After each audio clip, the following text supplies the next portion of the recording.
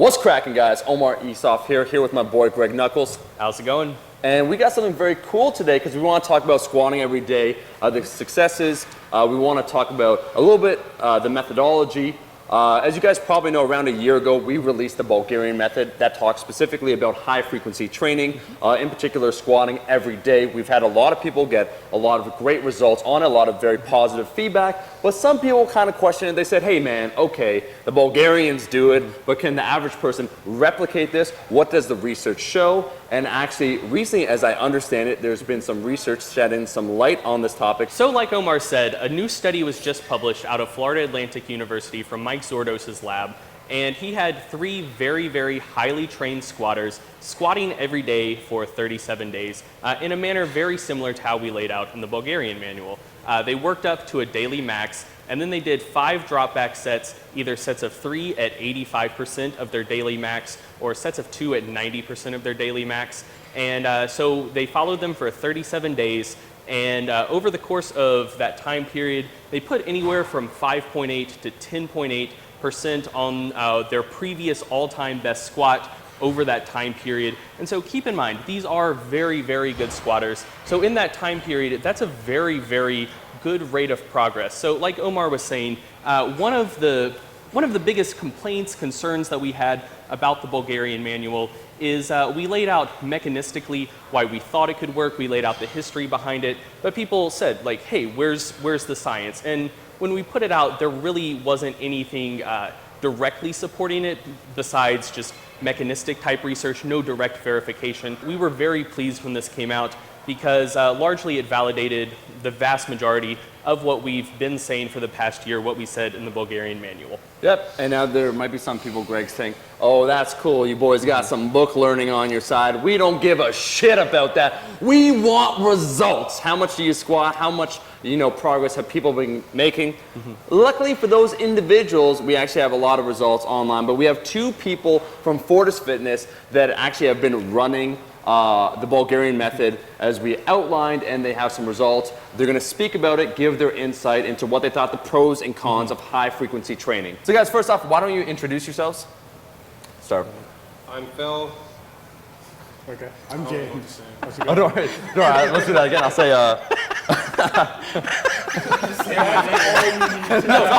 No, dude, I'm totally not laughing at you. Like, I'm totally laughing with you because the first day, like, it took us like 11 takes to get just the intro because Omar would keep saying, "What's cracking, guys? I'm Omar Isuf," and I'd be like, "Hi, I'm Greg." I'm Greg. And why don't you introduce yourself, guys? Hi, I'm Phil. I'm James. Hi, hey, quiet back there. You added roughly how many pounds on your squat? Over the course of both cycles, probably close to 80 pounds. And how long did that take, James? Like 2.5 to 3 months long. 2.5 to 3 months. And then finally, Phil, for you? about 45 pounds. Okay. Yeah. But these guys are both very strong. What are your totals, Phil? What body weight and what's your total? Compete at 198. Thinking of going to 220, 230, but my total is 1,600. 1,600. Yep. And that's sleeves or Sleeves. sleeves and. And in completely different units, my best total is 690 at 120. 120 kilos. So you do IPF. Yeah, I do IPS. And why don't you guys, let's start with Phil. First off, what was your best squat prior to doing the Bulgarian method? Prior to it, my best squat was 555. Okay. I hit that in January of 2015, and then for a while I had a plateau. Okay. I was trying to get in more volume, but everything, well, I was trying, I guess, just wasn't working. Yep. So eventually, I guess around June was when I decided to try squatting every day, and then from June all the way to October, well, till now, I ran it, but between the span of June to the end of October, I got my squat from 555 to 600. Okay, now let me ask you this, Phil, because you're an experienced lifter, you lift quite a decent amount of weight. What was the difference then compared to your old training? You were at that plateau. I know, like, you've been here years, we've been training and whatnot. Yeah. You've been stuck there. What do you think the difference was with the high frequency training, with the program? What was the change? It made me a better squatter. I was doing it so much, it kind of just drilled better technique in. So squatting is a skill I got better at.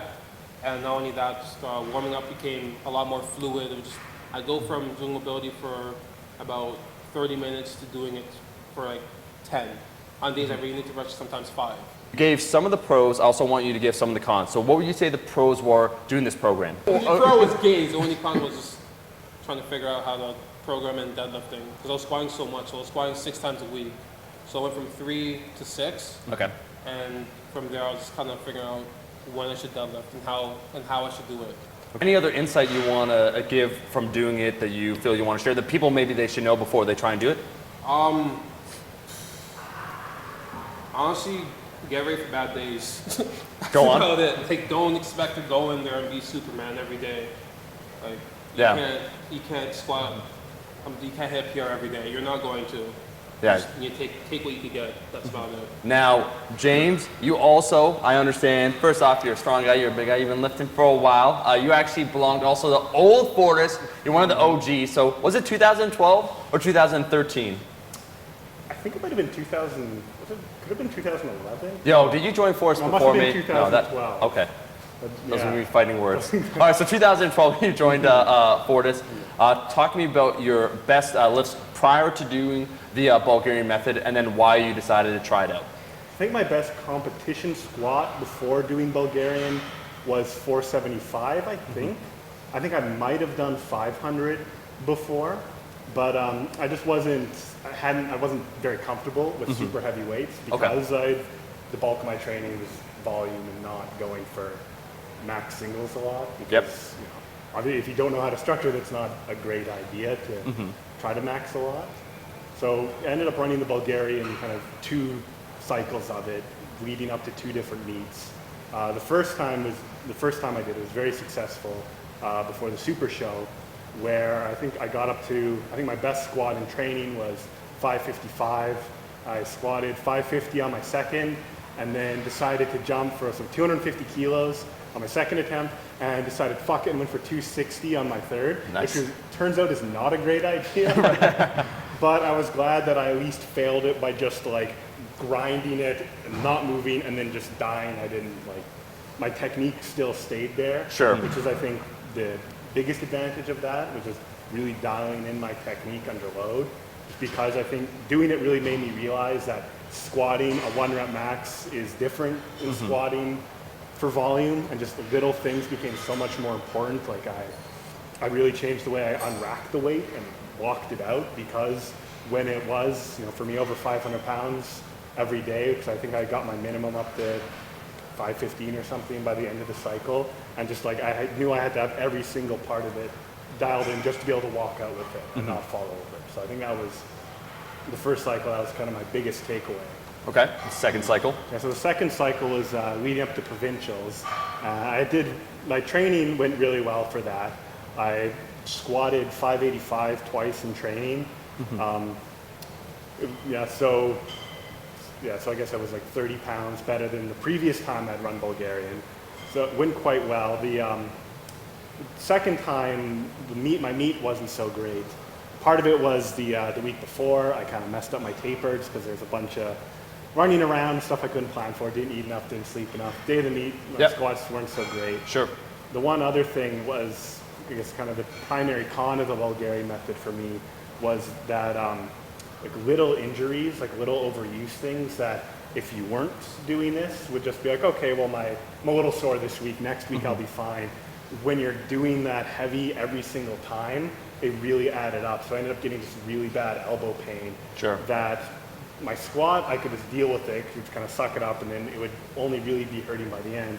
But then I would bench after, and it really affected my bench training, where I don't think I benched over 335 in training, where previously that was kind of my minimum in the previous cycle. And eventually I was able to figure things I could do to make it not hurt more. I guess that my one pro tip, if you're getting elbow pain low bar squatting, instead of holding the bar like that, holding it like that, putting the little finger under, that one tiny little change made a huge difference. Sure. Shout out to Grove Turtle for telling me to do that. I think just one interesting little thing to point out about the difference between you guys. Phil was talking about how he didn't have to spend as much time on mobility, just felt looser and really, really good squatting every day. And you did have some issues, One more thing about that study that I think both of their stories also kind of elucidate. So Phil got his best squat progress in what, your first about 3 months doing it? Yeah, I'd say so, yeah. Yeah, and James was talking about how he doesn't like to stay on it all the time and really feels like it's best for peaking for a meet. And that was also something Dr. Zordos said in the discussion of the study. So like I said from the intro, the study ran 37 days. And he basically recommended that it could work really, really well as a peaking block or as a single training block within a broader training plan. And that was something else we talked about in the Bulgarian manual.